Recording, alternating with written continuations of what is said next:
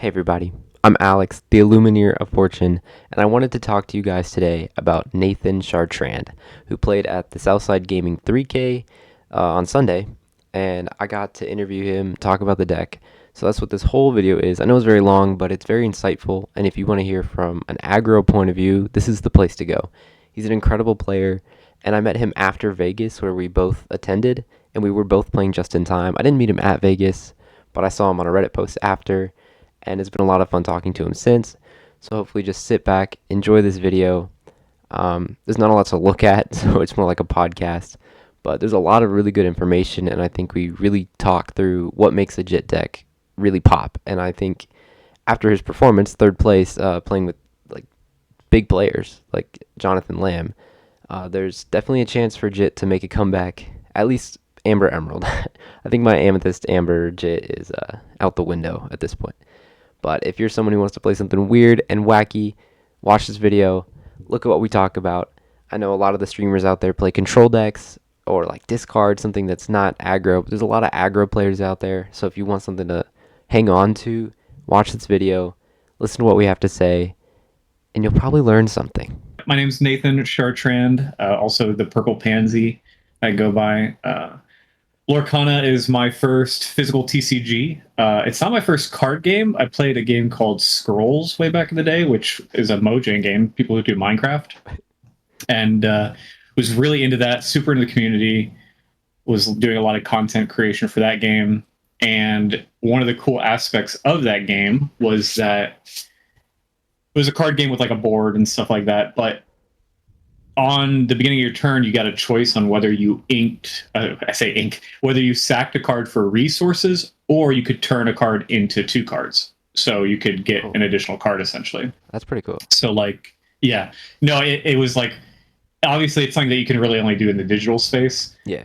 The whole like turning it into two. But immediately when I saw Lorcana, other than being like a fan of Disney and my wife loving Disney, I was immediately really intrigued by the inking system because I just like it so much better. Like I've never wanted to play Magic because it just didn't really appeal to me, and the whole land system just sucks. So I really want to get into Lorcana. Land system's terrible.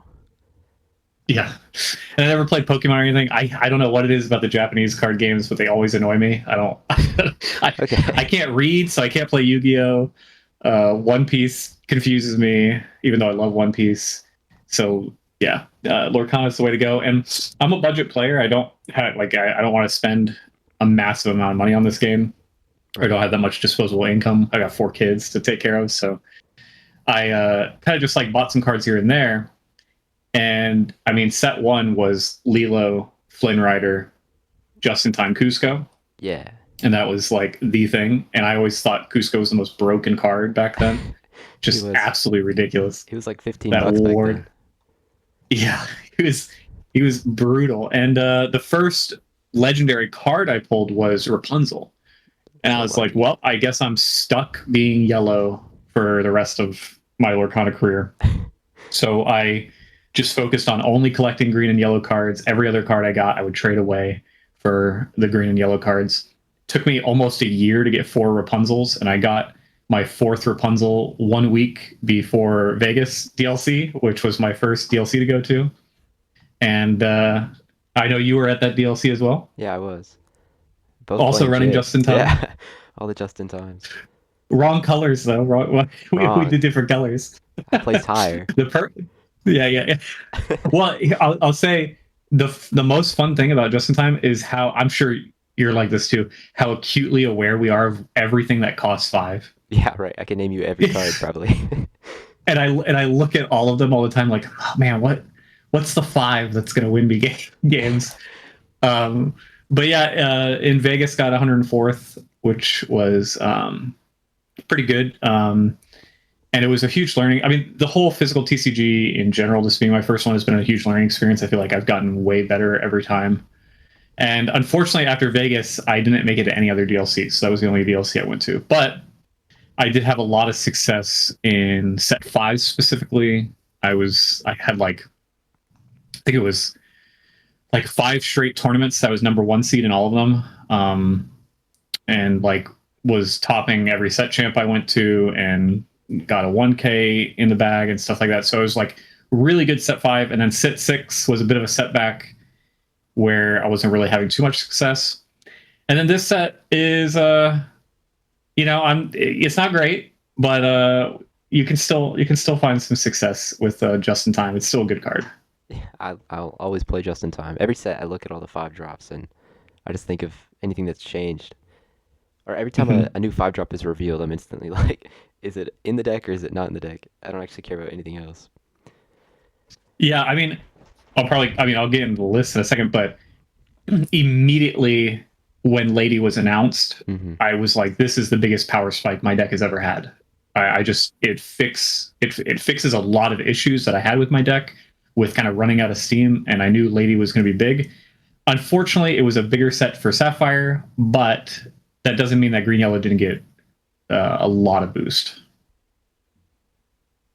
Yeah, I think Lady was the first green, is the first dual color revealed?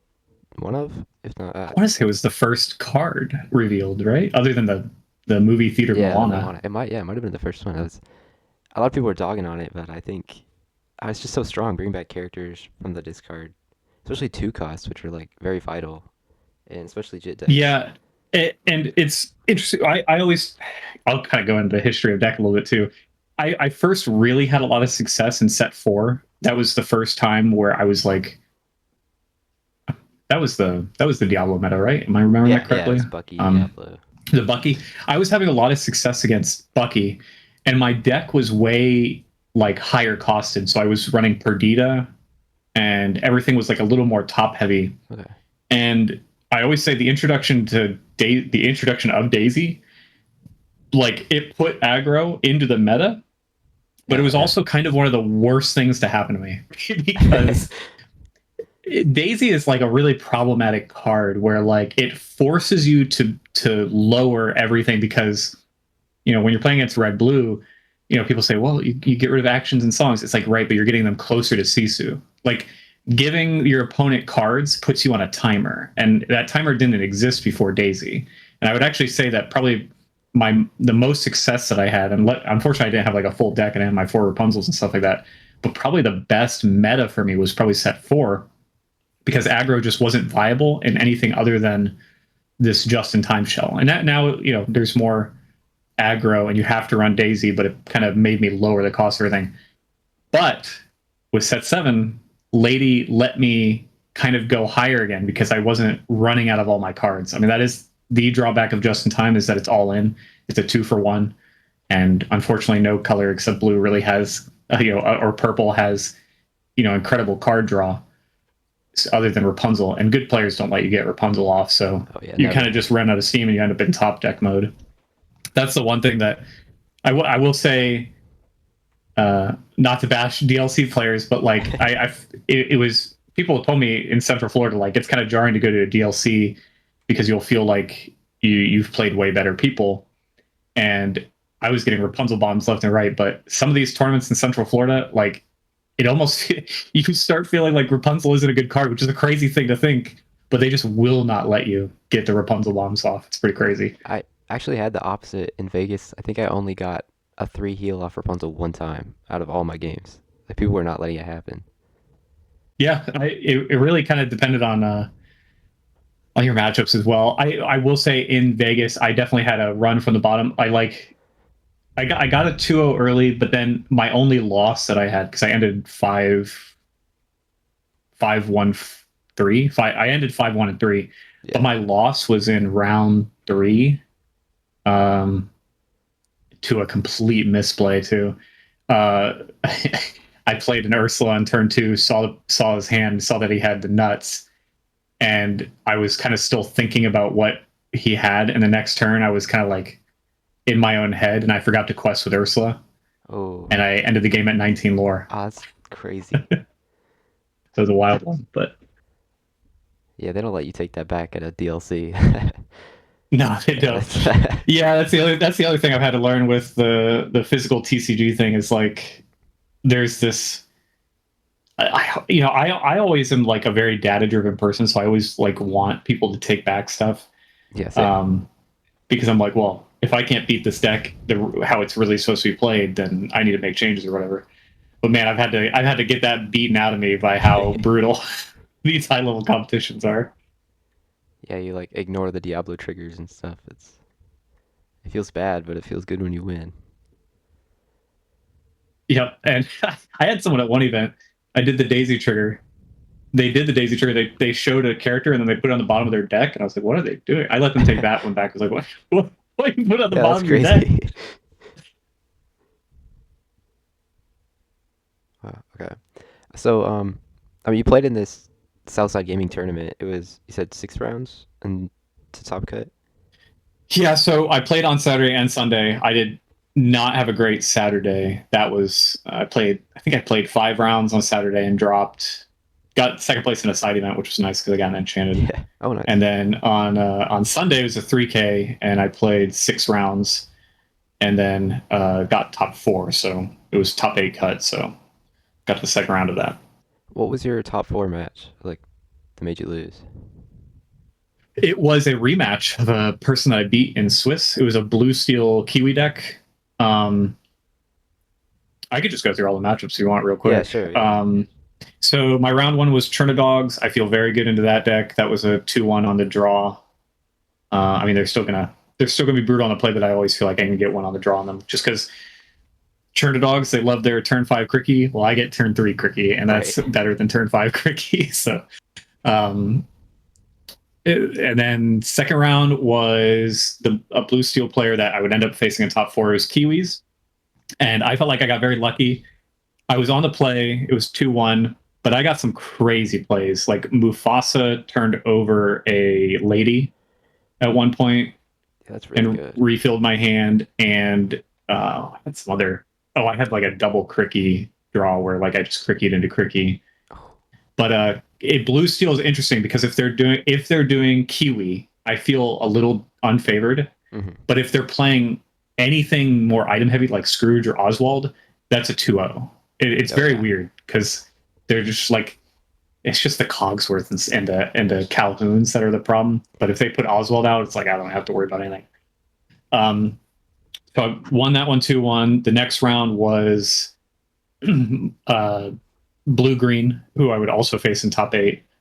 That's just a 2-0 all the time. Unfortunately, it was a 2-1 on the draw, but he got a game off me, and he's a good friend of mine. And I was not really aware of his list, and it's sick. It doesn't run the Bend of My Will stuff. It does John Silver, the 6 cost, Yeah. um, and then he runs like the genie. And if he gets like Cloud Kicker and John Silver and Genie and stuff like that in play, it kind of becomes a little hard, and I can run out of steam because everything that I put down is either reckless or getting down SPAC or what have you. But that was a 2-1 on the draw. Next round, it was my only loss in Switch. It was the purple steel burn deck. Uh, on the draw, but got O2'd. I felt so good in that series because game one on the draw, I got to 19 lore and it was incredibly close. Like he like top decked a what's gathering knowledge and wisdom, Oh, rough. and I ended at 19, and I'm thinking, oh, I can easily get this. Like I just almost won on the draw. I can definitely get a game on the draw. And then he beat me when I'm on the play. He just ran me over. I was like, oh well, maybe I can't take this one. Then the next round was another blue steel player, and it was a hybrid. So it had elements of Kiwi, but it had elements of the item package. So it had Aerial and Dime, but it also had like Alice and stuff. It was very interesting list. It was pretty good. They were close games. It was a that was a 2-1 on the draw.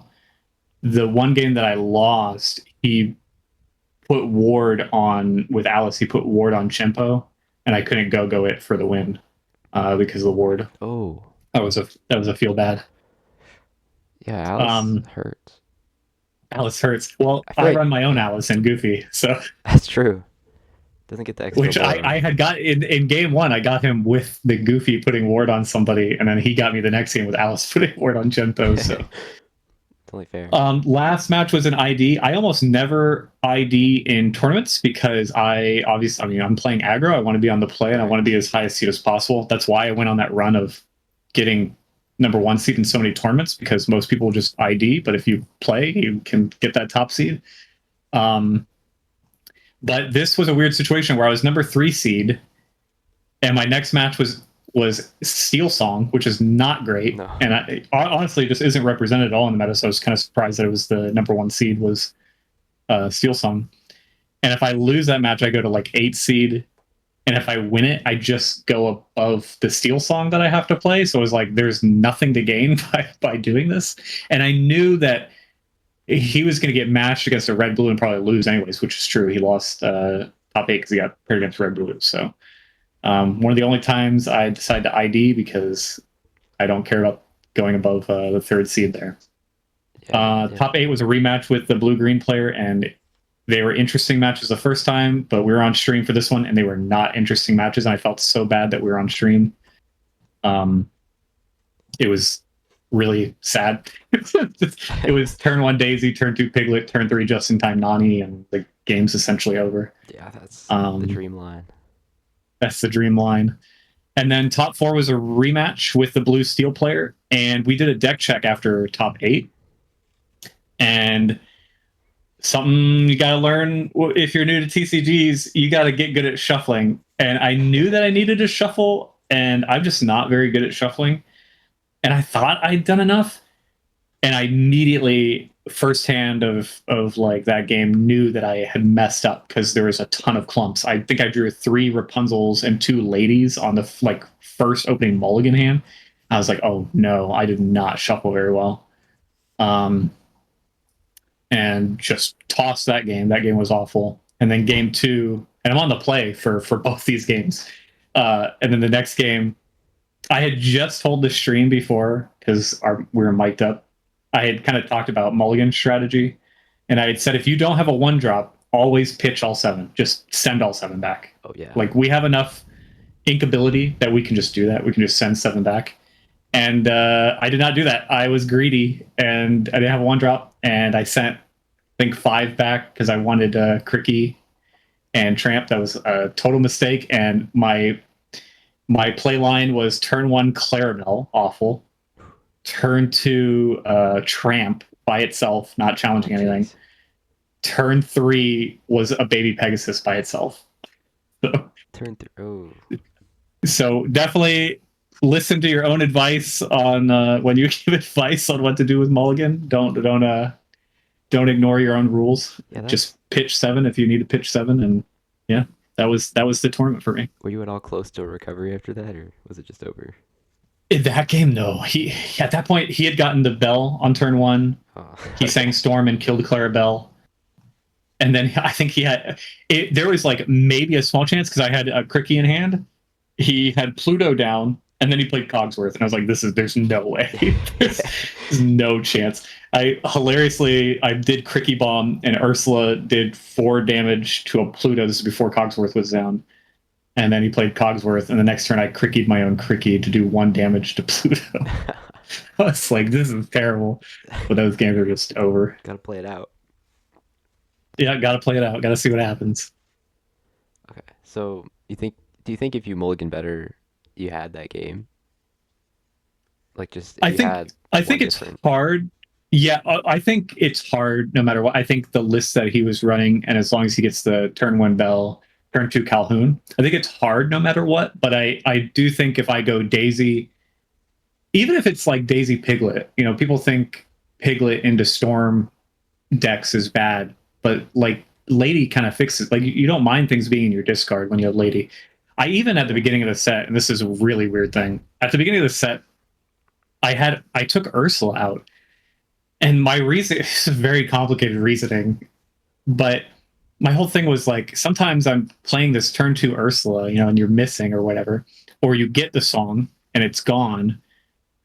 But wouldn't I have rather just played the Piglet, had it die, and then get it back again and play it again? Like, isn't it better to test if they have it? Because I want to go fast. Ursula still ended up being in the deck because it's important for getting rid of Be Prepared on turn 6 and getting rid of Zeus's and Strength, Raging Fire, and stuff like that. But there definitely was a part of me that, like, as an aggro deck, should we just be completely ignoring, what they're doing to play fast things, which I do think is kind of a mess up in my deck building currently. I actually do think my deck's a little slow, and I'm gonna fix that a bit. But yeah, So, do you think you'd keep the Ursula after this event? I will. It's still. It is, even though it's only questing for one. It's a 1/3 body. It's a great cricky target. It still is telling me what I need to look out for. In, like, let's say I have two just-in-time targets, it tells me which one I need to do next turn. And there are problematic songs. Whole New World is a really problematic Oh song. yeah. I know people probably think, oh, you're an aggro deck, you probably like Whole New World. Not when they have singers down. If they have singers down, then they just get so much advantage from getting a hand refresh with songs. And there's certain songs like Be Prepared, and Zeus that are, we'd like to see with the Ursula. Oh, and against Green Steel too. You want all of Green Steel songs out of their hand, 100%.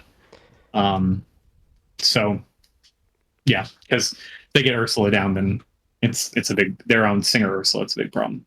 That's true. I was thinking you're just talking about how you were cutting Ursula, but for Vegas, my biggest issue with Steel Song, Oh, what? I expected to see it. So I was playing Bare Necessities because I was Amber Amethyst. I didn't have Ursula, and I never actually found a Steel Song. But thinking Mm-hmm. that you would have just cut the Ursula, it's kind of crazy because I added a whole action to my deck for the same purpose Ursula does naturally. But I Yeah, understand it's slow. I Yeah. would have never considered that before set seven. To be fair, the only reason why I made that is because, or I was testing without it, is because of Lady, because it changed the identity of this deck. I mean, at the beginning of the set, I had almost all ones and twos, and the idea is, like, just throw bodies, and Lady will get them back, and you don't care if they're going to die. You're just going to turn sideways, not care about anything, and resurrect them. And that's still true, but Ursula's still a big deal. But definitely before this set, Ursula's a 4 of every time. It's not even a question. Right. There's so many Steel Song decks in the past. Yeah. I also want to ask because you were talking about it earlier, the Hey Hey. Like, how often were you using Hey Hey and getting advantage off of that? I didn't have it on Saturday. I will say I had a huge mistake in my deck from a few mistakes in my deck from Saturday. And I haven't done enough testing this set in general. And this is the first tournament I've gone into where I was not very confident. Felt like there was a lot of competing ideas in my deck and I didn't know what was going on. But I learned a lot on Saturday. And while I didn't fix the deck for Sunday completely, I did take out the problems. But when I was taking out the problems, I had the Jacques in, and I was like, I don't, it's good against blue steel because a 1/4 body. It's nice to disrupt questing and certainly, Flavershams and stuff like that. But I was like, man, there's just so much blue. Let's just put the Hey Hey in here as a 1/of. I didn't feel like I had room. That card is getting increased. I might not go above 2 copies, but in this blue meta, it used to only be an on the draw card, but now it's on the play too. There's just, like, everybody's sailing on turn 2. Yeah. It gets so much value. Or It's a body Tipo. on instead of putting a card into your inkwell, you're putting a body that quests for 2 on the board, and you can double ink on that turn. On turn 3, you play the Hey Hey, and then you ink, and now you're at 5, and now you just stop for the rest of the game, right? Like, Right. you don't have to go higher for the rest of the game essentially. Yeah. Also, you mentioned like the one drop Clarabelle not being very good. Do you ever play the one drop without knowing you're going to shift? Like, how often are you trying to kill a dime or one of their other items? I think the only item I will really it didn't really come up much. I mean, I was kind of shaky on the Clarabelle package in general. It was not in there on Saturday, and I put it back in there just because of how many games with blue are getting extended. And the big Clarabelle is like an anomaly in this deck, right? Because everything caps at 5. Yeah. Yeah. And I was only running 2 Mufasas on Saturday, and I feel like Mufasa is my favorite card in the entire game, Oh, like, by far. It's so much fun. that makes sense. It's just so fun to turn over a card, and, like, it could be anything, right? It could be a Jit though. It could be Jit, and that happened today. It turned Oh, over Jit. So But it also does so many fun things like interaction wise. Like you can turn over Sven and have Sven ready himself. Um, Oh, true. you, yeah, there's That's just like true. all kinds of fun things that happen. You can Rapunzel and heal, you know. Hmm. Um, but the Mufasa, I do feel like is kind of the card I put in when I don't feel like the deck is refined. Like, let me just put in a safety valve, kind of. Yeah. And it is kind of good right now because of red blue. Because if they B prep, you still have a card on the board. Um, or if they big Sisu wipe, there's something coming out. But it went up to 4 of because I put the Clarabelle package back in, and really I just put the Clarabelle package back in because these blue games are going for a long time. A lot of the blue steel stuff is inking your stuff for you with like Hades, Oh. and I was ending up at 7 ink a lot more than normal. And I was like, I'm ending at 7 ink, and Clarabelle lets me get back in the game, and also the fact that it could get turned over by Mufasa, is very tempting just for the fun of it. But Little Clarabelle, I think the only time I would ever actually pay 3 for the Little Clarabelle is get rid of Sapphire Coil. Even if they're going to get it back later, it's good to have it gone for a turn. I mean, if they're stupid enough to put Lucky Dime out by itself, you can get rid of that. And then Workshop. Oh I'll yeah. pay 3 to get rid. I'll pay 3 to get rid of Workshop if it's down. But I wouldn't say. I mean, the Little Clarabelle will be on the chopping block for sure. I don't know if she'll survive, but I do.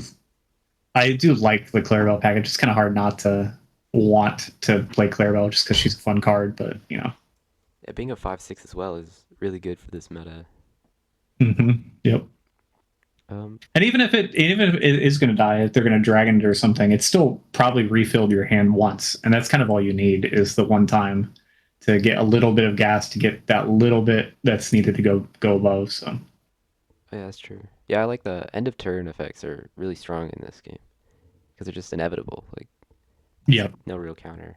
Another thing I want to point out is the Pegasus shift package. I know you played that in Vegas. Are you still getting value out of it? I'm still getting value in it, and I honestly regretted going down in copies to 2. I kind of think I might up it again because it's kind of good in this red blue meta a bit. I mean, just the again, it's 3, so they're gonna have to coil it to get get the Sisu thing, which they're most likely gonna have coil, but make them have it. A lot of times they don't, or they can't set it up right, or they have multiple targets that they need to deal with. But also, it forces them to do that specific answer. They can't Maui. They can't do a lot of things. There's just so many games where, I mean, the dream line. This is a line that can happen. Obviously, it's mathematically incredibly improbable, but it can happen. I have had it happen many times, which is Daisy turn 1, Piglet turn 2, Just in Time Nani turn 3, turn 4 Little Pegasus Big Pegasus. If you get that line, the game is over. There's just like there's no better line for aggro in the entire game. Yeah, I mean, what decks can even deal with that? Unless you can get a turn I 5 be mean, they prepared can with. kill the Piglet with a Storm, but you still got. I mean, you still have 3 2-questers on the board that are essentially uninteractable for however long. I mean, it wins pretty much every matchup if you Yeah, actually get that line. especially on the play. Yeah. Yeah, okay, that's really nice. Also the Sven, you mentioned that before off Mufasa, but how much was Sven, or what are you using Sven for? I guess is the real question. So Sven was out of the deck until quite literally like the day before this tournament. It's really for these blue matchups to get over the hump with your warded characters. Because, okay, I do have to say, on Saturday I was running one of copy of Cusco because the event had Peter Raimundo there, who's a Disney animator who worked on Emperor's New Groove, Oh, okay. and the playmats had Cusco on them, and like they were giving out Cusco cards. I'm like, I'm gonna be the only person running a copy of Cusco in this event, and I was the only person running a copy. Well, I had a one of Cusco, but there was a game where he quested for 9 because of Sven readying Wow. him, Okay. and unless they had the Sisu wipe, Sven readying Goofy or readying Cusco is completely uninteractable essentially. So he's in there to be just essentially in the blue steel matchup to try to get a little bit of gas that that warded character can be challenged. I did have Prince Philip in on Saturday as well for the blue red matchup because he's not going to get Sisu'd, but he's kind of underwhelming in every other matchup. He's honestly underwhelming even in the blue red matchup. He's only getting 2 lore. But I did have Sven in there just for those circumstances where you cap out at like 15 lore, put a ward character down, you try to get a Sven play off or get that combo off. Yeah. Yeah, I think raiding characters is really strong in a lot of decks. Another thing I noticed is you have 3 Nala and 1 Little John. It's just like you had 3 the promo and Yeah, I've got more of the promo. Honestly, I know Chernadogs just plays 8, right? It just yeah, plays 4 Nala, 4 Little John.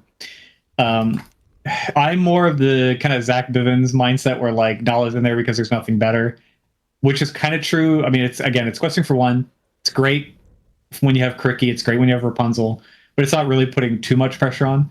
But I just put the 1 in because it's funny. I mean, there's a little bit of mind game-ness where, like, let's say I'm going to ink a green card. If I have a Nala and a Little John in my hand, I would choose to ink the one that corresponds to the card that I'm playing so that I'm only showing 1 color in the first turn. right. That's so rare, but it's funny. It's Yeah.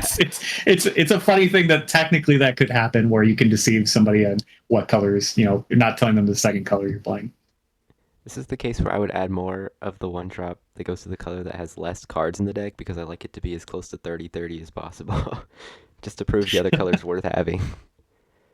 I don't even know what am I? I'm 29 amber, 27 emerald, 4 split color. Okay.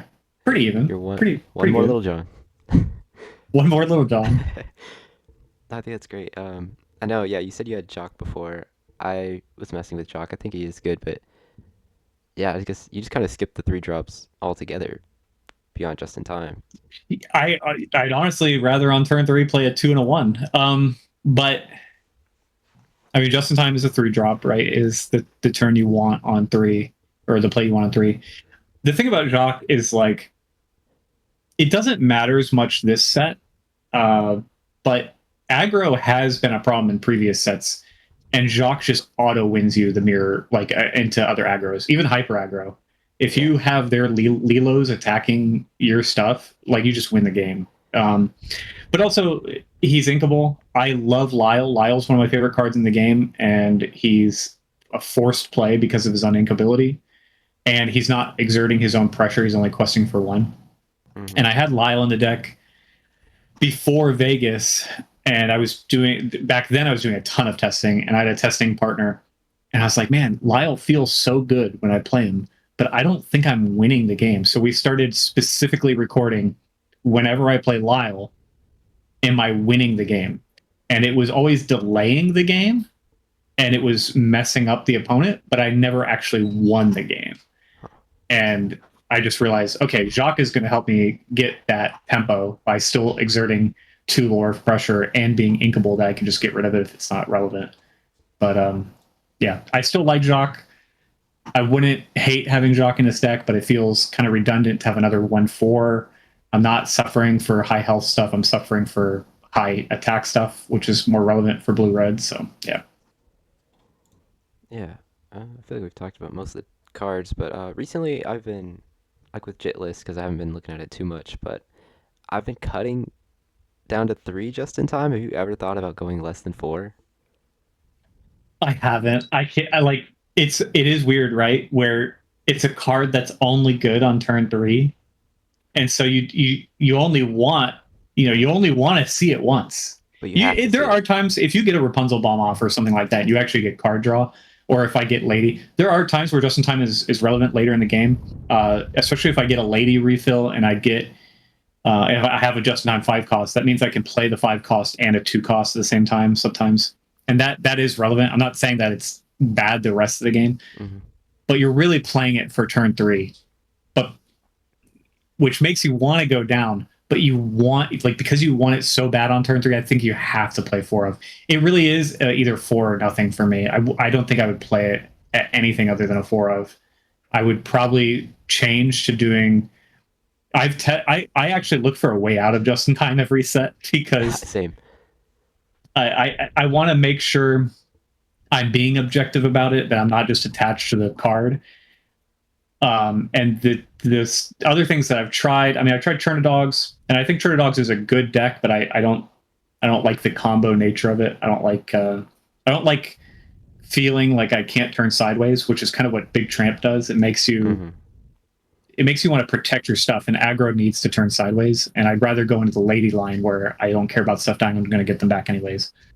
Um, but the other things I tried like Pluto and Gaston back in the day, and those cards are just awful. I like Yeah, they're straight up, terrible. like they're not aggro cards. If you want to do like a red fossil list or something like that, maybe they make sense to get out big stuff. But putting down a card and then turning it sideways to not get lore, but just to cheat out something bigger is too slow. It takes a whole extra turn, and it just feels really bad. And you're not actually putting pressure on the board. There's no other card like Just in Time. There's nothing that has that big of a power spike. There's not a single series that I go into where when I do the Just in Time Nani, where people aren't immediate like, I have no way. It's turn 3. I can't do anything about that. Yeah. Like, or I can do something about it, but I'm going to lose my entire board, which they do. Like, if they have a Bell and a Calhoun down, people will run them both into Nani. And you know what? That's a fantastic thing for me. Like, Right. for you to get rid of 2 cards that way, like I'm totally fine with that trade. And there's just, if you're going to play aggro, I don't think there's any other card that personifies aggro like I'm going to spend 2 cards to give myself a 2-turn power spike that you're not going to have anything to deal with for a while. Um, and every single set I test different stuff. Oh, Zero to Hero is the other one. Mm. I love Zero to Hero. I feel like Zero to Hero is the closest to replacing Just in Time. It still has the problem of turning a character sideways, not to quest. And it's a song, it can be gotten rid of. It's still uninkable, and it depends on how many characters you have down the board. So there's like problems with it. You can't like, you're going to be tempted to put really high cost stuff in rather than the fives. You're gonna so it's a little more shaky, but I do like Zero to Hero, and I definitely think it could be viable. But it's still just in time for now for me. Yeah, that makes sense. I guess I just had my one game loss in Vegas was against Ruby Amethyst, which is by far my best matchup, especially as Amethyst. Same, yeah. Yeah, it's so easy. But I ended up having 3 just in times in my starting hand on the play, and he played a one Okay. drop Rafiki, and I had the Lilo Piglet just in time Nani because I had to use the just in time, and I don't know why I played into it because he just grabbed the Rafiki and killed the Nani, and then I did it Yeah, again. I had the yeah. other Jit, and I was like, oh, I have to play one. I played another Nani, and then he just foxed the crab, and I was like, man, this feels really bad. So I think it was that Yeah. moment where it's like I had no other play. I just either pause and draw another card with the 3 Jits in my hand, or feed them to the Merlins and Mims. But I think that's my only reasoning for Hmm. dropping it. Otherwise, it's like, yeah, when you play it on 3, it's game over usually. Yeah, I mean, and that can happen with so many. I mean, you can have 3 beat cards in your hand, Right. right? Like, I feel like that kind of stuff. That look, I have lost so many games because of Just in Time. Like, it's crazy how many games I've lost where I'm in top deck mode and I turn over Just in Time, right? Like, this doesn't do anything. I'm in top deck mode, but it's also just won me too many games. It's Hmm. definitely something I try to pay attention to in data when I am testing hardcore. I'm trying to like, how many times has this been a beneficial card? How many times has it not been a beneficial card? And right now, it's still a plus card for me. It's still doing its job, and it's doing its job even better now that Lady's there. I know that kind of what we talked about, where he said, "Are you ever just in time Lady?" It's happening more often than you think. Where sometimes I just pause at 3 ink, and I'm not going to ink anything. I'm just going to hold on to this just in time Lady and keep playing my little weenie creatures. And when they get rid of the 2 that I want to get back, play the just in time Lady, and now I have 2 cards back. I can ink back, ink up to 5 if needed, or what have you. And that happens a lot. Like the just in time Lady, like still uh, is totally fine or viable. I mean, sometimes they also wipe your 2 creatures right away, and you actually Yeah, have to play the just in time lady to get them back. that's terrible. But if you get that situation, it like the game isn't over anymore when they wipe those 2 creatures, because now you know that you can get up to 5 ink and have cards in hand, which is a huge deal. It means that like you can actually stabilize and recover, which is real nice. Also, there's just so much stuff you can do with like Go-Go. I used to never play Go-Go on 2, and now I don't mind playing her on 2, because I can get her back when I want, to get like it happens so many times where you play the lady and you get it back, and they just like look at you and they're like, they know that they have a 4 damage, Yeah, Maui on the board, and they're like, I can't get rid of my Maui. He's stuck. I can't banish him. And you're like, pass turn. yeah. And they know they've got a 1 turn timer where Go Go's in your hand. You're gonna win the game. So that happens quite a bit. And Lady having 4 strength sets up for the Go-Go pretty well. Also, like if they Yeah. use a Hiram or something. Yeah, I didn't even really like the few times I've had Maui Shark situations. Like, when Maui Shark happens, you kind of just keep everything standing up and wait till you can quest for 8 lore or whatever you need to win the game, because you can't risk, them getting the action back. Especially if it's Pirate's Life. But with like Lady and with Go-Go, I kind of don't mind sometimes letting the Maui Shark run into Lady, because I can get the Go-Go bomb for 4, which is, even if they do Pirate's Life, sometimes that's enough to overcome that. Yeah, you're still gaining lore off of that. Yeah, Yep. that's pretty cool. I think Go-Go is such a massive card for Emerald. Like compared to Goat or White Rose, all the instant lore stuff. Go-Go has the chance to just instantly win a game that you are otherwise losing in every way. Like you could be at 13 and gain 7 off of Tamatoa, and that's it. Mhm. It's also a Yeah, fear I will factor. say, yeah. Oh, yeah. People are constantly thinking about it or not thinking about it. I've had a lot of blue players lately, especially blue steel, that they don't use their popsicles to heal. If you're playing against green, you should be actually using your popsicles to Yeah, heal up your stuff, because you cannot leave damaged characters in a go-go world. Um, yeah, I will say, if there's one thing I'll say about my list, is that I'm not confident in it right now. It needs to be refined. I'm already making changes to it. And I think it's really important for all players in Lorcana to like take a shell, take inspiration, but like make it your own. There's so many cards that I've tested that are good, but I'm like, oh, I don't have enough data on it. Tiana was an MVP last set for me. I think that card is so good. Even in a world where Zeus is so prevalent, Tiana is incredible. I was doing Tiana just in time Nani last set. And with this set, you have Prince, and having a Tiana Prince down is crazy. Just like so many people can't deal with that, or even just a Donald, right? Just a bodyguard of any type. It creates like a severe resource disadvantage if they don't have the right answers. Um, there's Prince. There's so many cards you can take this shell and make it your own. I'm not running Merfolk. I'm not running Prince. I'm not running Tiana. I'm probably going to start testing some Emerald Chromacon without just in time. I kind of want to see if that can cook. There's just so many things you can do. We are at a point in the game where there's so many good cards that there's so many viable things you can do, that I wouldn't ever want anybody just to copy and paste my list. Not because I love when people copy and paste my list. Like, I feel very honored, right. but I don't want them copy and pasting my list, because I know that this deck can do better. I know that someone else can contribute better data to it and make it better. So yeah, in general, and you need to keep working on it. I think that's a great point because I get stuck in my own ways a lot. There's like a card I really want to have in the deck and I won't sacrifice it, but there's something clearly better that someone else would play and probably do better with. But when someone just net decks, they don't get the chance to rise above what you've already accomplished. Like maybe you'd gone first if they changed a few cards, but It's very yeah, interesting because you have to know when to you have to take in and consider all advice, and then also know when to ignore advice. Like yeah, I remember one of my first big tournaments. I was playing against Talman Purple, who's a huge Just in Time fan, and he does his own Just in Time decks. And he was playing Just in Time at this event. He was doing Just in Time with Jim Hawkins and Locations, hmm and we played against each other, and we went 1-1. And he immediately leans over to me after the games and he's like, "Why aren't you running Dawn Carnage?"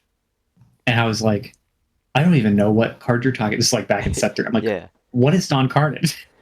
And he told me Dawn Carnage, and I put Dawn Carnage in my deck, and it stayed in my deck for 4 straight sets Right. Yeah. because that card was a beast. It was an incredible card for so long. And like that's a good situation where somebody recommended something and it was exactly what was needed. And there's other times where people are like, "Just in Time's a bad card. You should play Gaston." Oh, so And many I people have listened to said them that. for, yeah, I listened to them for one tournament. I went to that tournament. I was like, "This is awful. This is not good." I'm losing every game. So you definitely have to learn to like accept all advice, be a student of everyone, and also don't listen to advice. Yeah. You have to do both. You gotta balance it. All the play lanterns I've gotten. It's the Play worst. Lantern, yeah, that one's pretty common too. It just changes everything. I don't know. It's yeah. I think I started Jit when I in set 4 after I lost terribly in Chicago to Bucky, and I saw Isabella, and I was like, Bro, 4 Quester on 3 evasive, like maybe just in time has a chance." And then with Bell, that came out in that set as well. Uh, Hmm. it's just so much value. I couldn't see any other card pulling it off. Like you said, it's the best aggro enabler in the game. I mean, Yeah, you're basically 2 for winning yourself, but you're gaining like 2 turns of value instantly. It's very good. there's just so many monsters at 5. Yeah, I I think I've always wanted to play Tiana. I never actually played, but the Tiana, the 5/3, the Quester 3, like against a red blue deck, that'd be crazy to play a right. 5/3. What do you do about Yeah, that? They'd have to yeah. like I don't know. double Sapphire Red blue has to Coil. trade a Maui. They have to trade a Yeah, Maui into it, which is crazy. and it kills Tamatoa. Yeah. Takes out pretty much No, everything. there's I've another one that I've tested is like Lucifer. Hmm. Very fun. Not good because if you're not doing the full discard package, it doesn't really. I will say, you're always tempted to discard in like green Yeah. because there's so many good discard cards. If you're going to do discard, you have to commit to it. Like it has to be all discard because having someone discard a card when they have 5 cards means nothing. Having them discard a card when they have 2 cards means everything. So like I was testing Honey Lemon at the beginning of the set Okay. because Lady getting back Honey Lemon is pretty cool because she just dies and then you get her back and then you pay 4 to make them discard. But it doesn't really make sense when Daisy's giving them 10 cards and Right. they just can choose one of the 10 cards to get rid of them. So yeah, stuff like that. There's lots of fun stuff to do. Yeah, I've never actually had Daisy in my Amethyst versions because I didn't want to give them cards. In set 4, I was playing You Have Forgotten Me, so I would just in time Nani and kind of force them to dump their hand to kill her, and then I would get Mm-hmm. rid of those key cards they're holding. That worked out pretty well. But yeah, once Daisy got revealed, I had to choose between the You Have Forgotten Me and one of the best cards in the game, and somehow I didn't go for either. I kind of just dropped both and kept going. But I mean, Daisy. yeah, I mean, I will be the one to complain about Daisy all the time. I absolutely complain about her, but there's nothing like Daisy, and there's nothing like Daisy Double Daisy. If you ever get that oh, it's line, it's game ending. Like there's nothing. There's nothing people can do. that Like it doesn't Rapunzel matter in your how many hand. cards. That is the really satisfying thing about it is I talk about how much I hate giving them cards. You know how great it is to give some they have 10 cards in their hand and they're just looking at all of them and they can't do anything. It's just So good. it's a very satisfying feeling of like which one of those 20 cards are you gonna do something? None of them. And Yeah. it's the same with like Chromicon. It's Yep. yeah, that's really Yeah, I interesting. want to play around with that card. I feel like that card can be cooked with. Man, I would I tell you people keep having all these opinions about blue being overpowered. Hmm. The thing that makes blue overpowered is all their strong cards are inkable. Meanwhile, Yeah, all green strong cards are uninkable. I don't know right. what is up with that. Like Since the beginning. Flaversham, Popsicle, Tamatoa, they're all inkable. We have to choose between Emerald, Chromicon, and Lyle. Like why? Why do we have to choose? Yeah, it's pretty rough. Yeah, the discard package, uninkable. Oh, it's rough. And then all Yeah, the like Lady came out in the oh same my, set as Baby Tamatoa. Why is she uninkable? I don't right. know. They just hate us. They hate us. At least one of the ladies should have been inkable. Yeah, That's yeah. the That's why Little Lady was in my deck on Saturday, and I took her out mm. because the uninkability is actually just also never shift Lady. I don't know why I thought that that was something that I would want to do. I don't know what was possessing me at that time to. I saw Chernadogs having so much success with Little Lady. Yeah. Um, They don't even play the big and lady. sometimes. Yeah, I think they're just leaning. They're like really leaning into Little Tramp. Spoilers. I think I'm actually gonna take out Little Tramp. I Really? think the card is awesome. I think the card is so good. It's actually incredible.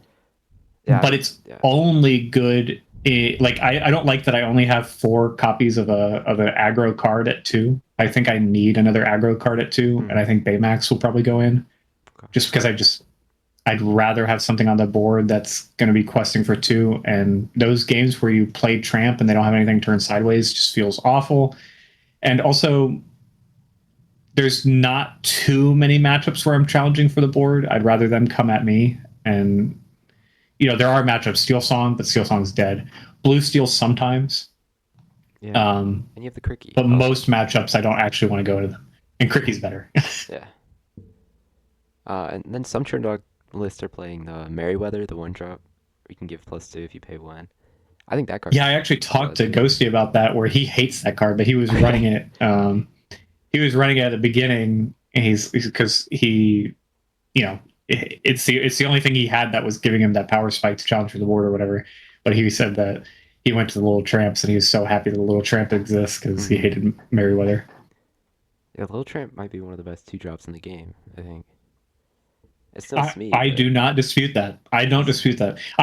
The thing I will say, the big thing that I think a lot of people make mistakes with in deck building, though, and one thing that you need to rid yourself of is we assign a power level to cards, and we yeah. say this card is this power level or whatever, and we kind of just want to build a deck that has the strongest cards available. But like, you have to take in the context of what is my deck trying to do, and is this card helping me do those things? And that means questioning even cards like Ursula, which, look, Ursula is back in the deck. Her power level is too strong. They Yeah. overcame everything. But you should always be questioning, is this really powerful card actually accomplishing the goal I have for this deck, or the win condition for this deck? And if it isn't accomplishing the win condition or helping you get there, then you have to make the hard choice to cut it a lot of times. Yeah, I totally agree with that. There's a lot of like Genie is a card that I cut a lot because I just don't think he's like it's an amazing card, I mean, but that Ed did that right at yeah. to win. That he would. Everybody thought he was nuts for cutting the most powerful card in the deck, and he was like, "Well, these are the matchups I wanted to win, and Genie's not helping me win these matchups. It doesn't matter how good the card is if it's not helping me win. So It's all about cut the card." the situation that you're in. Yep. Yeah.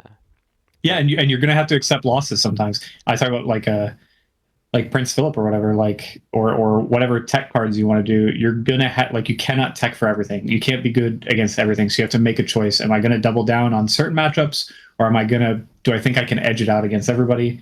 Do I want to plan for this or that? You're gonna have to accept losses in some places. Right now I'm in a place where feeling like I need to accept losses by cutting Tramp like against certain matchups. And maybe I'll go back to thinking that that's not true, where I need to put Trent back in because I can't accept those losses. But yeah, cutting cards is the hardest part of deck building, and right now, Tramp, unfortunately for me, is on the chopping block. have you thought you were messing with Enchantress before? Have you put any more thought into her, or is she just out for good? I like her. Um, I think we talked about there's the three, the holy trinity of these 2 questers that do this, but it's Bonsai, Baymax, and Enchantress. They all do the same thing in different ways. They're all questing for 2, and they're all killing things that come at them that have 3 health, which is meaningful. Bonsai's uninkable, so that's why he gets cut. Baymax versus Enchantress is a way harder question for me because Baymax is better into Ruby Sapphire because they're going to have to, they can't little Sisu it, and they have to coil it if they want to do big Sisu.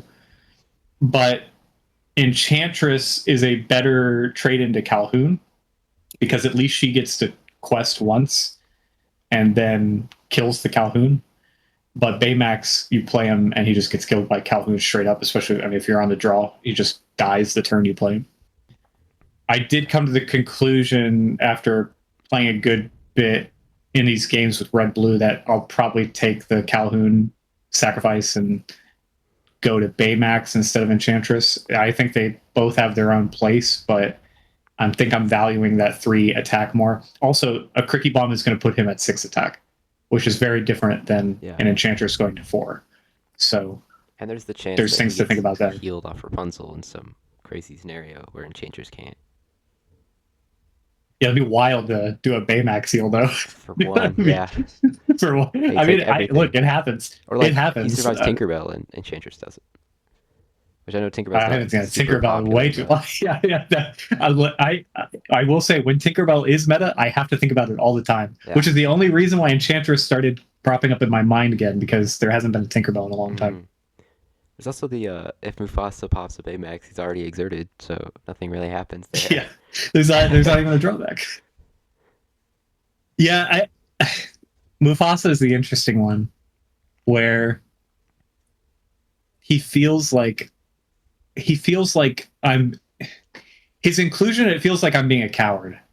Like you don't trust a 5-drop to be good on its own. You need it to replenish itself afterward. Like it's kind of like the card you put in when you don't know what 5 cost you want. Mm-hmm. Like, but I don't know. I think the board wipes from red blue justify it enough that I just want something on the board. I think it is good enough to stay in the deck for now. Probably go down from 4 copies, maybe. I mean, not if I have big Clarabelle in the deck, he'll probably stay at 4 copies, but he's definitely questionable for sure. Yeah. I was just thinking because you keep talking about red blue. Are you more scared of red blue than Sapphire Steel? I know you lost to Kiwi, so I feel like in my head that would be what I was worried about. But if Ruby Sapphire is a bigger issue, like would you change your deck just to beat Ruby Sapphire, or would you keep it the same to stay good with Sapphire Steel? It's such a hard question, right? Because like I've talked about this frustration with a lot of people this weekend, where the annoying thing about the meta, I don't mind there being a tier 0 deck because I'm always going to want to try to beat that deck, Mm, right? Like I'm not, especially with this archetype, I'm not engaging with the meta the same way a lot of people are because I can change this deck to be whatever I need. There is a 5 cost for every matchup, right? yeah. There you can adjust depending on. I mean, Dawn Carnage was that when the genie meta was going on, where it's like now I get a free Rapunzel bomb off your genies that you keep playing, and red blue can't deal with them before Sapphire Coil existed or whatever. But like there's always going to be something like that. But the annoying thing about the current meta is that there's 2 tier 0 decks and they both are the complete opposite of each other as far as what you Mm-hmm. need to do against them. So the high health is what you want against blue steel and high attack is what you want against blue red. And it's very annoying that like you can't do both. You got to choose one. But there is I did find that the more I tech for red blue, the more I kind of realized, well, it just doesn't matter. It's whoever wins the die roll. And Yeah. I felt like however much I tech, it just was very minimally changing the matchup. And like, yeah, I can beat them on the draw sometimes, but they can also sometimes beat me on the draw. It just felt very like this is 50-50 no matter what I do. Compared to blue steel, it did feel like I could tech more. But I feel like I have kind of tech. Goofy, I don't think Goofy would be in the deck if it wasn't for blue steel. Oh, for sure.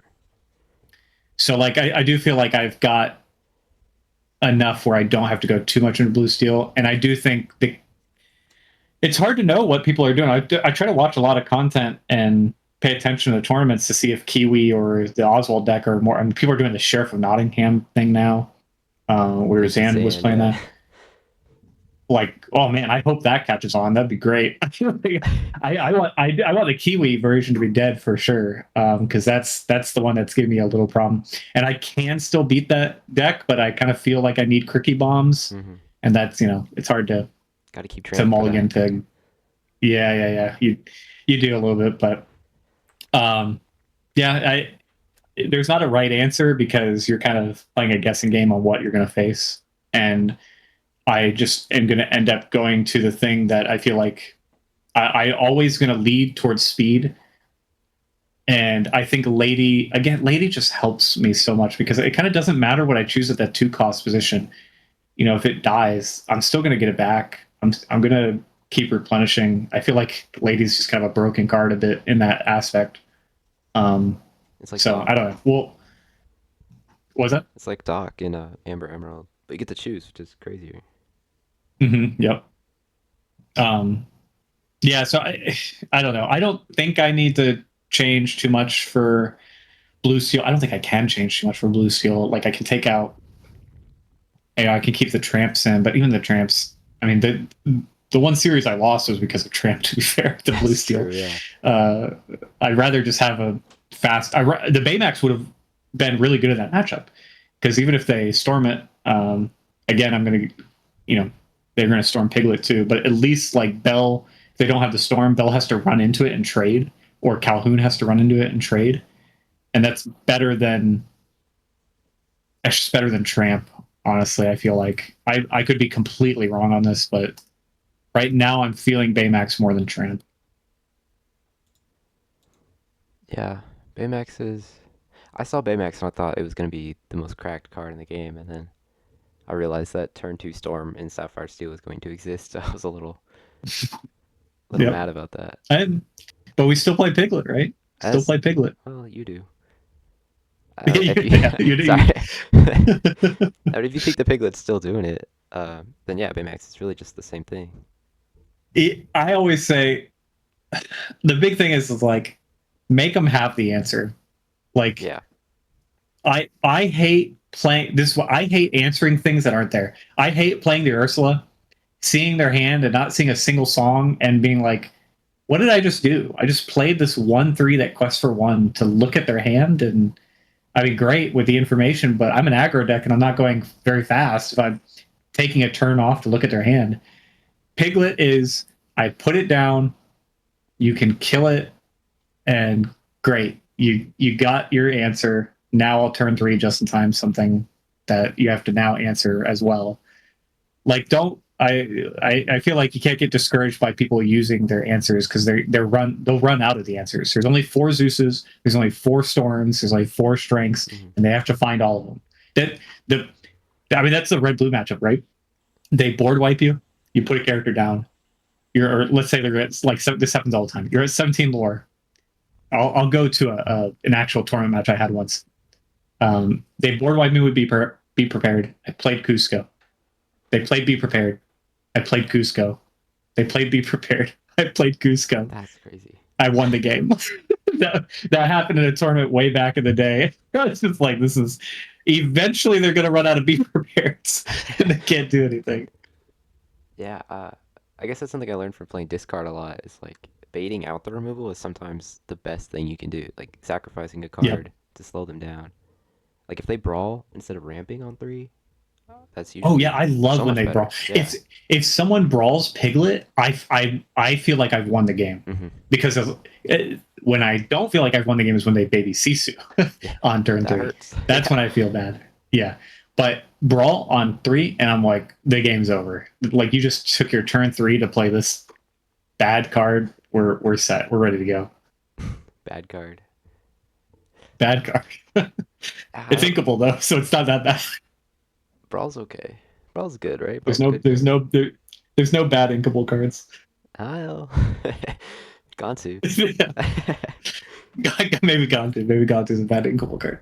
It's You know what I was classic. thinking? I would when the set when they were teasing the set, I was really prepared to put four. Um, gosh dang it, what's that? What's the card? Improvise. I was Oh ready to yeah. put four improvise in because of illusions, and then they ended up not being a very big deal. Just the But maybe Cobra. next set with Reina Jafar, I'm gonna have to put in four improvises. Yeah, I hope there's more illusions. So it's kind of like half a type. It's weird. Yeah, it felt like a teaser for Right. like next set, which is weird. It's like this is its own set. You don't have to tease the next one. Yeah, this set kind of felt like half a set, and then we're getting the rest in set eight. I feel like anybody that played sealed felt that way. Like you, if you played sealed, it was like you had all these cards that comboed with cards that aren't in the set. Like, what am I doing with these puppy cards when I don't have any puppies? Or what am I doing Right. with? I feel like it was just like a weird, really weird sealed set where it just felt like it was a whole bunch of combos for things missing the other piece of the combo. But then there's some weird inconsistencies with that, like this Lady and the Tramp combo that was just a full package that actually works on its own, but then other dual color combos were terrible.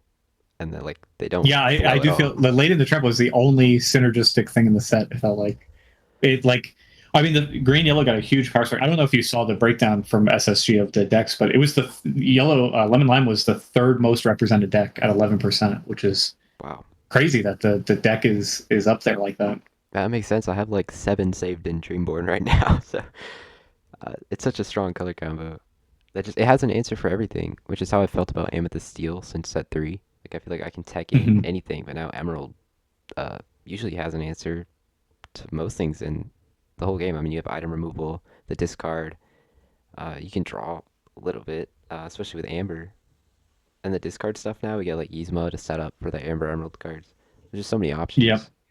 Yeah, you can. I mean, it was funny. I like interacted with 3 different lemon lime decks at the event, or I just was sitting next to. I was sitting next to an Under the Sea deck. I played against a Chernodog deck, and I played against a weird Chernodog deck that was like different. And then I'm playing just in time. It was, yeah, I will say, it was super annoying to like. I've been playing this deck since set 1 or whatever, and I've played a ton of different tournaments. It was always annoying to like ink Little John play Daisy, and they go, "Oh, Chernodogs," Yeah, and I had to say nothing. And then after the game, I'd be like, "It's not Chernodog. It's not. It's just in time for Lemon Lime. It's not Chernodogs." that's how I felt But it about. was very weird to have this trinity of Lemon Lime now. Yeah, it's true. So many of the. I mean, that's the healthy thing about the game right now. I think is one color combo isn't just one deck, even though people pretend it is. They just assume it's Yeah, it is Turnidogs, weird to but have this kind of like widely hated set, but we just had the best set last set where when people did their ink at the beginning of the game, you still had no idea what they were yeah, playing. right. It was just like this could be anything. I mean, Yeah, hey, Ink and but Daisy, or Ink and Daisy, this guy. Ink and Amber card, it could be really any deck. it There's could so be many different the combos. discard Daisy, right? Yeah, true. The one drop, 1/3 Daisy. Yeah, the one standing on the balcony. Yeah, deep cut there. I wonder if we'll get a shift Daisy. I feel like that'd be crazy. I feel like you have to at some point. All right. Shift cards are just bad though. I think a lot of people are coming to this conclusion now. I think the only good shift card in the game is really Diablo, and As you're just because playing there's like this Pegasus. immediate. Yeah, I'm And playing that. Clarabelle. Yeah. But the well, Pegasus is definitely a play for the shift, but just this idea of you've played a character and then you're taking a turn to cover up that character Yeah, it feels is so bad. inherently inefficient. It's so bad. I mean, people came to the conclusion about one of the most overstated cards ever with Big Robin Hood, right? Uh-huh. Like that card is nuts. Gain 2 lore, 3/6, inkable, gets a card when removed with challenge, and people still came to the conclusion like it's not worth shifting it though. It's rough. I don't know. Shifting is definitely a bait. I think that's ironic because you're playing just in time, which is Yeah, basically the same thing. you say that, but it's I would say no. You're totally right. They come in ready as well, so It's it's. good. It's good. Yeah, they come in ready. I don't know what I'm talking about. It's I think it's awful. just situational because, like Jay is like, you can do it to any card, and then the It's shift just you have because that certain card to. it's different because it's within a turn that you're doing. It's it's not that you're erasing your previous turn. That's Hmm. really the big thing about shifting, where it's That's like true. I played this card and then I covered it. I didn't get a character advantage out of it. I still have one character on the board compared to just in time. I'm not covering up that character that's on the board. I'm getting an additional character out. So, but Yeah, that's I true. mean, it also depends on what you're shifting. It doesn't make sense to shift Lady because what are you trying to get back with Lady? Trying to get back 1 cost. Why are you covering up the 1 cost? You want Isn't more that the thing characters you on wanted board. to get back? Yeah, you want more characters, not to cover up the 1 cost. So yeah. Yeah. Um, do you have any other thoughts? You have like last thing you want to say? No, I'll be testing stuff. This deck, I do kind of feel bad that I um, put a spotlight on this. I This deck has come into the spotlight a couple times. It came into the spotlight after Vegas because I made a Reddit post that was hilarious because people really hated me for that Reddit post. I don't know if you saw the Reddit No, I post. don't. Oh, yeah, I Um, guess I probably I did. made a Reddit post that said, "I placed 104th in Vegas. I just want to give encouragement that budget, like if you're a budget player, you can achieve great things in this game." and people were so mad because my deck cost like $300. and, Oh, that's and crazy. it, I was like, I wasn't saying, I was like, I feel like everybody misunderstood me. I wasn't saying this is a budget deck. I'm just saying budget players can. It was like 4 Rapunzels, 4, I think it was even more expensive at the time, and 4 Daisies, 4 Rapunzels. And I kind of explained, like, I feel like a lot of budget players are like this, where we think, I mean, you can go to Purple Seal, but you want an easy answer that's not expensive. But like, the fact is, the reason these things are expensive is because they're good, and you can't really get an easy way. Like, there's no easy way out. There's no way to cheat the system and have a broken deck that costs $10. If there's a broken deck that costs $10, it would cost $100 because people would actually want those cards. Right. But and my message in that, like, it took me a year to get Rapunzels. I traded everything I had. I traded away big Robin Hoods. I would win events. I would win packs, open up the legendary, and immediately go ask everybody, "Do you have anything to trade? I really need Rapunzels. I really need Rapunzels." I would ask every person, like, and almost every single time they say no, and I would eventually find someone and be like, "Yeah, give me 5 legendaries or whatever you've pulled, and I'll give you a Rapunzel." Dang.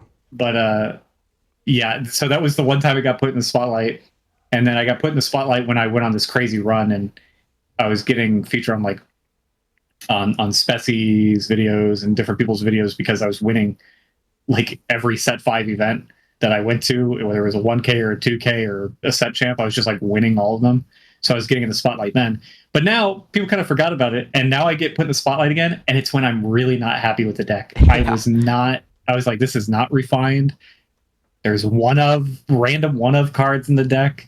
There's cards that I hate in the deck, and I was like, why am I in the spotlight right now? Why am I on stream showing this deck when I don't like it? But yeah, I'm excited because there's another SSG event in a month, so I've got things to look forward to. We have set champs coming up and stuff like that. So this deck will get better. I'll actually get to testing.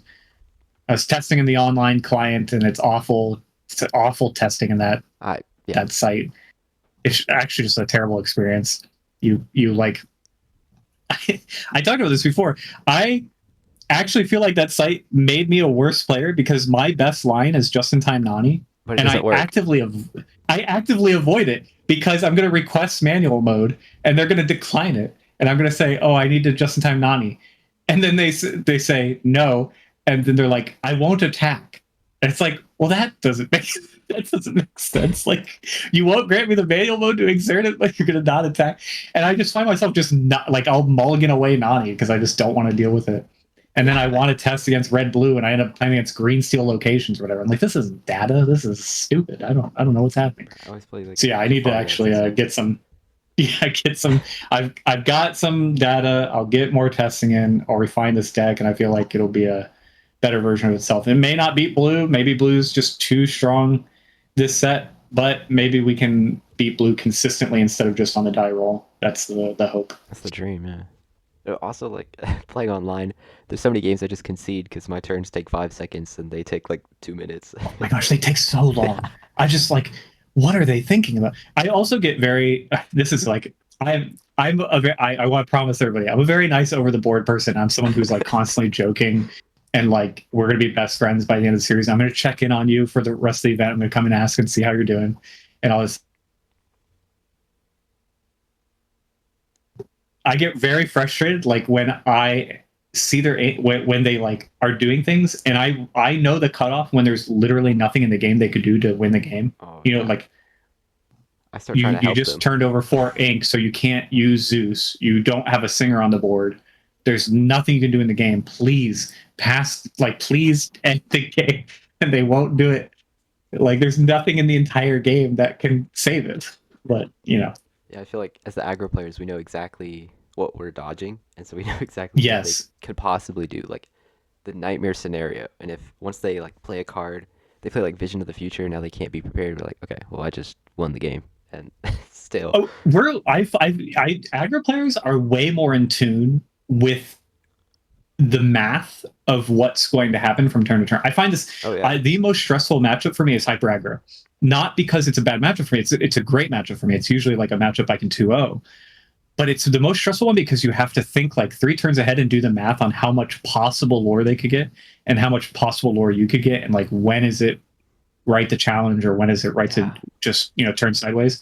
But I feel like a lot of other decks, especially these blue decks, they sit there, they think like some B prepared is going to come out and they're playing blue steel. Like they want to look through 50 cards. Like, Right. well, let me do visions. Let me do visions. And it's like, well, why did you just doing that visions just told me that you now don't have enough ink to give the answer. Can we but they got to look through all 20 of their cards to see if there's anything. Compared to me, I turn over the top. If it's not a go-go, I resign. Like, Oh yeah, we're moving to the next one. I remember this game in Vegas where I had Isabella on board at 16 lore.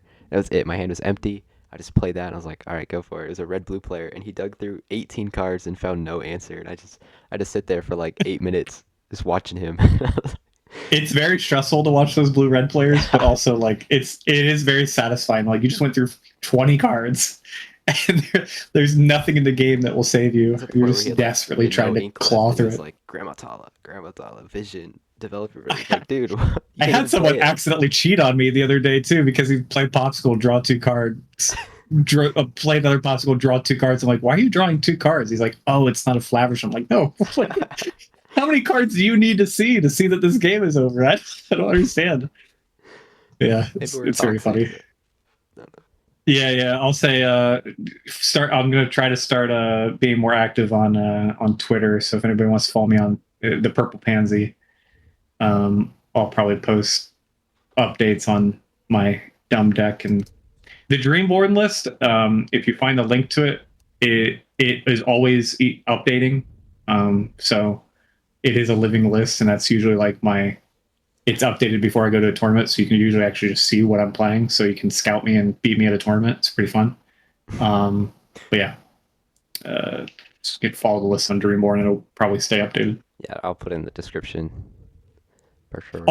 Also be aware of that I will update it during testing. So don't maybe reach out to me and ask me about the deck, because sometimes I'll have some stupid stuff in there that I'm just like testing, and people will grab the deck and be like, I tried your deck and it was awful. I'm like, oh yeah, no, that was awful. I was just trying. I tried that King of Hearts the other day, the 4 cost Uninkable. Love that card. But yeah, don't reach out to me if you want the current list, and I'll let you know. But you can also follow that list and it will update or whatever. All right, sorry guys if that seemed like it ended abruptly. We started talking about the most random cards and things that just didn't relate to the deck at all, like Bibbidi Bobbidi Boo. I think that card's amazing. Come on, we're my BBB fans. Anyways, I hope you enjoyed this. I hope you got some information out of it, because I really think we did talk through every little piece of this deck that there possibly could be. And I think there's a lot of room for improvement. As you could tell, he's not too fond of the way the deck is built right now. And I'm recording this bit right after Huron was just banned in Fortisphere. So I really don't know the state of this deck.